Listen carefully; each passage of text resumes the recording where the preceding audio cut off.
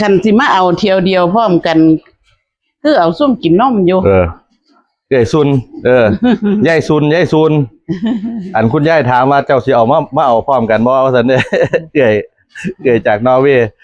คันบ่ให้เอื้อยไปนำฮอดบ้านเด้อว่าซั่นเด้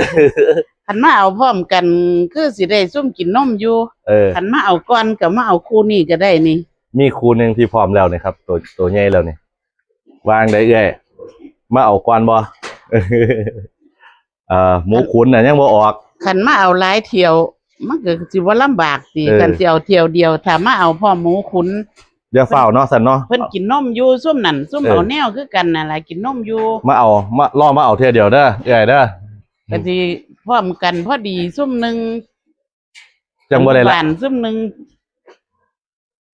จังบ่ต้องมาหลายรอบมันจังบ่ได้มาหลายเที่ยจังบ่ต้องมาหลายรอบเนาะแม่ใหญ่ซุนนอร์เวย์เลี้ยวเบิ่งซื้อหมูว่าซั่น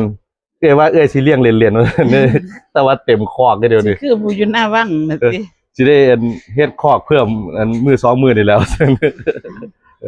เอาเดี๋ยวสิโทรบอกเด้อขนาดเด้อซุน